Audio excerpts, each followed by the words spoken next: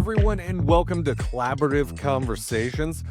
I'm your only host today, Dave Plow. My usual co-host, Dr. Barbara Maxwell, will be joining us in the second part of our Healing Through Scars interview with the USC Keck School of Medicine's artist-in-residence, Ted Meyer. And they spent a lot of that first interview speaking about how Ted got to where he is, how he began using art and why he began using art to express himself, and how he's begun using it to try and help speak to the overall medical community, right? To help patients share their stories, to help individuals share their stories. In this half, we're going to talk a little bit more. We're going to continue on that second half of that path. We'll talk about the human side of healthcare is what we're really going to talk about in this half, and how important that is, especially coming from a patient's perspective, because at the end of the day, we all end up as patients. Everybody becomes a patient at one time or another. So empathy is important. And this is kind of Ted's way to help share that. I don't want to take too much of the hot air out of that balloon with my talking.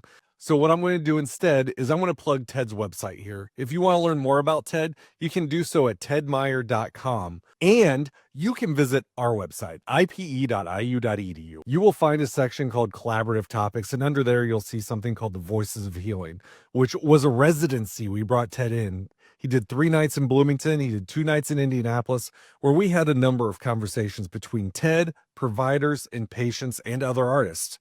With that said, I'm going to go ahead and cut out here and toss things over to Barbara. How do we, on the healthcare side, get to that point where we hear the story? Number one, we got to ask for the story. And often we're down checking our list.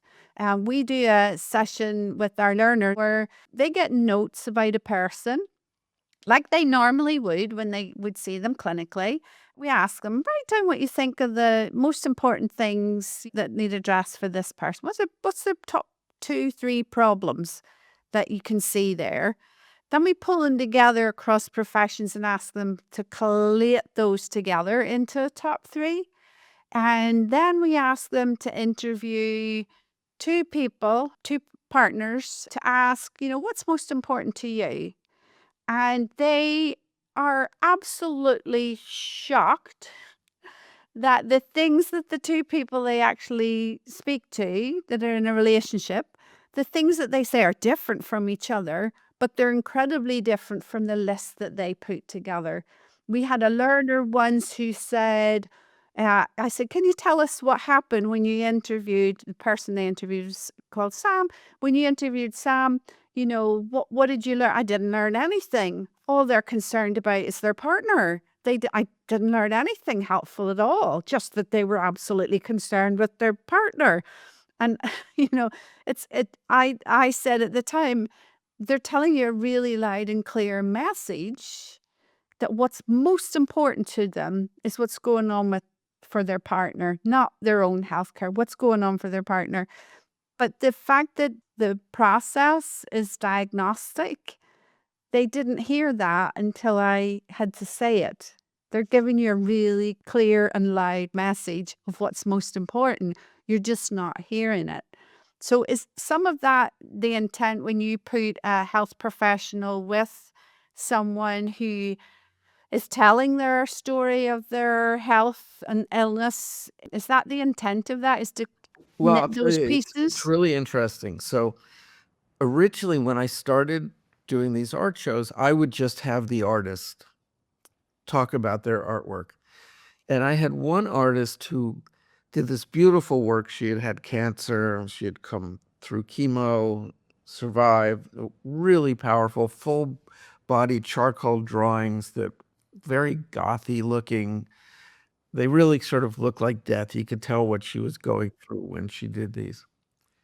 But she was totally convinced that the chemo had nothing to do with her surviving, that it was all some herbs and stuff she had read about online.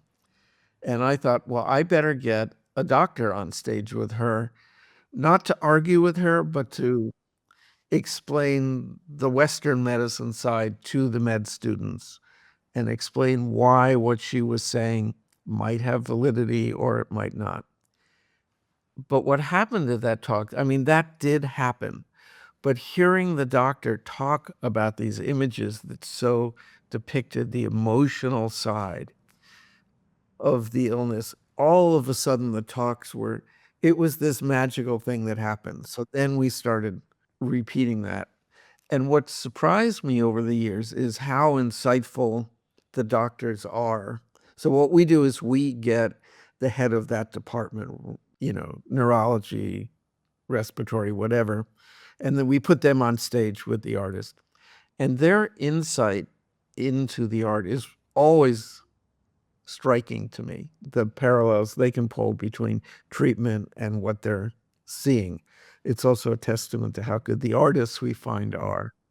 There really is something to hear the back and forth, and sometimes the doctors will correct the patients. Like, there's a lot of patients that don't understand all the minutia of their treatment, and they can say something that actually isn't right, that maybe they read on the internet. The doctor can correct them because our audience is meant students, so they need to know the actual facts. And then we give a chance to the artist, the patient artist, to also talk about the good and bad things that have happened to them in treatment, times they weren't listened to, or at least felt they weren't listened to, and how they feel the medical establishment could treat things better. So it is this big back and forth.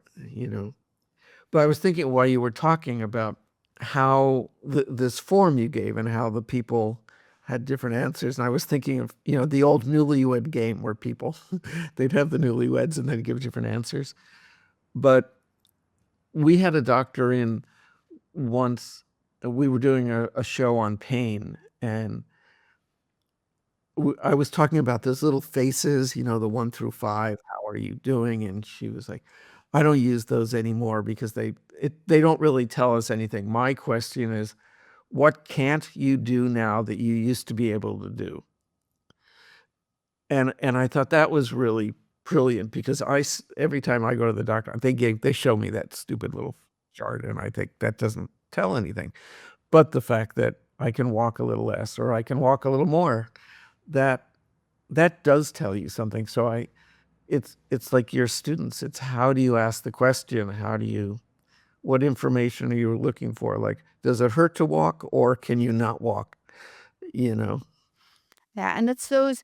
So when you give examples of, those people from the medical profession that you have talking with the artists, and you said that they're really good at kind of seeing those insights in it. I think when we're seasoned and we've been doing this a long time, and we are, focused on the person and doing our best for the person, which a lot of people go into healthcare to really provide care, to look after the person. So, it's a good intent, but it's often the processes, the time that we getting, being shrunken. So what can you do very productively in a narrow window?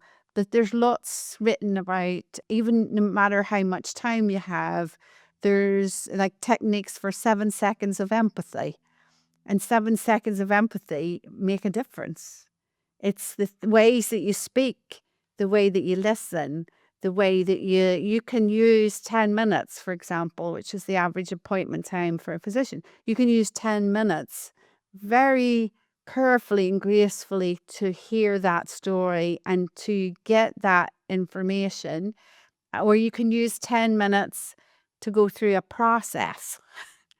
And I think what we're trying to do is cultivate that sense of use your time to learn from the expertise of this person sitting in front of you who knows more about this condition than you do because they live it.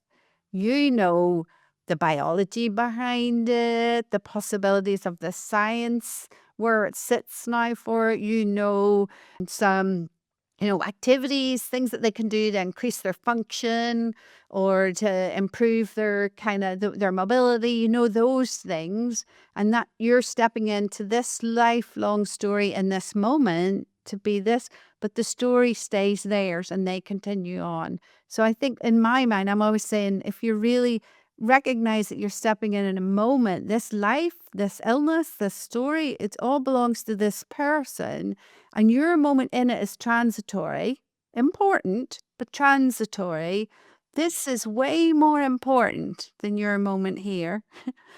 So pay attention to this. That's So kind of how I have I the see it. perfect thing for this. So for my illness, which is a lysosomal storage disorder illness, I take one pill a day. I used to have to take an IV every 2 weeks. Now I take one pill a day. Super expensive. And I'm not going to go into what they all are, but there's some side effects from this pill. And every time I said to the doctor, I've got these side effects, they went, that's not on the list. That's not on the list of side effects. And I said, well, I know it's a side effect because once I take the pill for about 3 or 4 weeks, I get these side effects. I go off the pill for a week, it goes away, and then I start and it slowly builds up. And they don't listen to you when you say, if it's not on their list, but I know my body. I can tell what's going on with my body. And it's been one of those things I just finally stopped telling them. Like with a rare disease, they're supposed to, Yeah. anytime you have a side effect, it's supposed to go somewhere on a list. So I don't know. But I was going to say, I went to a lecture the other day and they were talking about this time management thing. They had been doing this was at Keck. People were always saying, well, we only got 20 minutes with the doctor, or we only got 10 minutes with the doctor. And we've been sitting here for 3 hours. And they found that if the doctor walks in before the previous appointment and goes, I have another appointment, I will be with you in 30 minutes. Then all of a sudden they didn't feel like everything was so compressed into that 10 minutes. They felt like they were heard. They knew what was coming. They felt, like the doctor was more aware of them and what they were doing. And just that little bit of going, we haven't forgotten that you're sitting in this waiting room and we will get to you next, made a whole difference in the outcome. Yeah, those little things. I was hearing from someone who was left for several hours and thought that they had forgotten them when they went in for a procedure. And can you imagine for several hours sitting thinking that you've been forgotten, but you're undressed, so you can't go out and ask because you're waiting for a procedure. Just the 2 hours of no one coming to say. It's those little things that really make a difference. We're encultured really in the healthcare setting to be process focused and productivity focused. But there's really some beautiful work about when you actually focus on productivity and process. Health systems are always changing their process to be more productive. It doesn't change the outcomes for people. It changes the way you do it, but it doesn't change the outcomes. If you focus on effectiveness is about the human factors in the setting, the ways that you engage with people, the way that you work together, all the things that are in my world of like interprofessional collaboration and collective competence. If you focus on those things, the human side, that your outcomes actually improve. But if you leave the human side out, the effectiveness, but you only deal with the productivity, then things don't improve. But it's very difficult. The productivity is easy to document. It's easy to tell people what it is they're expected to do. The human side is a lot more difficult to ask people to pause, to learn new ways of doing, to challenge the system, the way that it runs at the moment, and to engage in different behaviors is incredibly difficult, but incredibly impactful. But it's the piece that is so hard to change. And I think, for your students coming up, I just had to get a new GP, and I go through Cedars in LA. They all have Yelp reviews now. Like if you treat them like shit, or ignore your patients or don't act like they are important to you, it's going to be there. And maybe there's enough shortage of medical workers that you're still going to find work, but it'll, everybody gets a say now. And I would say I've been fortunate in having some amazing, particularly family doctors in the past who have just listened, who've been there with you, who've empathized, who've like reached out a hand and popped it on your hand to say it's okay, it's going to be okay. Like these things don't take time; Yeah. they take thought to the human. You and I have talked about this before, the idea that pick your specialty to match your personality. If you're somebody who runs on adrenaline, you should work in an emergency room and not be that GP that is gonna be around people that need the hand-holding over 10 or 20 years. I think that's so important because 'cause I've been with doctors that are just, they don't make eye contact, they're this and they should be in the back doing research, being anesthesiologists, just putting people to sleep. Yeah, I always wonder about surgeons. That's a particular skill set to be able to open the body of another person. That takes a certain way of being and doing to be okay with that. And when you've been doing that a long time, that must be incredibly difficult to continue to do because it's difficult work and in a way that probably others wouldn't understand. So I know there's all the issues with burnout within healthcare across professions and the need for institutions to really think about how to keep the healthcare workforce well so that we can help keep the people and populations that come to see us well. But when we have systems that don't allow us to do things that are incredibly impactful, like, I mean, COVID was not a good experience, but the fact that what we know helped keep teams functioning exceptionally well was that human connection, people lining up in PPE and, hands on, massaging each other's backs, giving whatever you can't give proper physical contact, but some human connection. Or a colleague of mine told me that her and her colleagues would leave work, would go park their cars up beside each other and cry in the car because there was community. You couldn't be with that person, but there was community and collective crying, the ways in which humans connect. And so to me, listening to people's stories, hearing that narrative is a way to invest in the humanity of this person whose life I'm stepping into in a moment, but their life continues on without me. I'm not the most important person. I'm here for a purpose because I can help with this right now. And if I can do that with a sense of humanity and always recognizing that person on the other side could be me. But you and I have talked a number of times about even though these people travel through that how important these people that these students that you're working with are like and I always use the example that like the guy who took my spleen out or the doctor who did my hip replacement, they would have no idea who I am if I walked up to them on the street. But those two people are like burned in my memory and how they treated me. And they might do the procedure they did on me 5 times a week. I wouldn't be surprised. It's routine for them, but these were two of the major things in my life. And they are associated with that and how they treated me with that and whether they had a good bedside manner or didn't have a good bedside manner. And I think it's really important, for your students and to remember that even if they get bored, if it gets routine for them, it is a major life. Whatever they're doing with people, even if it's just helping them with a bedpan, it's a major Yeah. memory for them for the rest of their life. And they're going to have that opinion of you and they could write a Yelp review. So I think that's a good place for us to come to an end because we've talked about a lot.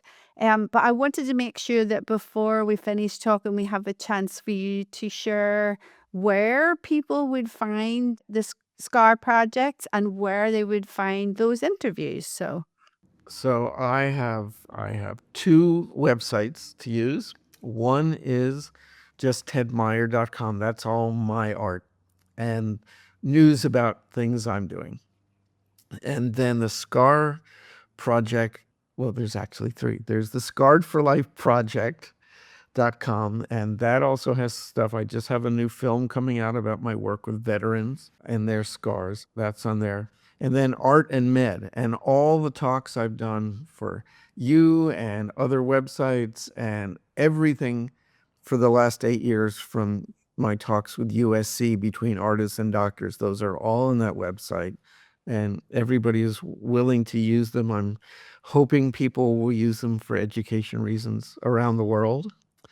So 3 sites, and Ted Meyer, Art and Med, and Scarred for Life Project. Thanks, Ted. And I would really, just as a closing remark, want everyone to please go and watch those interviews. They're incredibly impactful, real. There's not a one of them that I've ever watched, Ted, where I don't leave with a lot of insight and also a lot of questions and a lot of thoughts about how I would practice, what I would do in those circumstances. There are stories of great beauty in there, of the connectedness of clinicians providing care and the people they provide care to.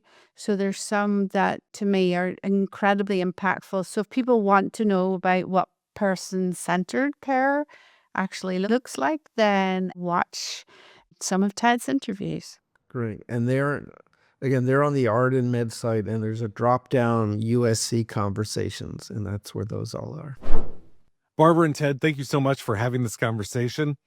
I appreciate you both for doing this, for helping with this project and coming on and just being a part of collaborative conversations. If you want more from Barbara, you can find more from her on our website, at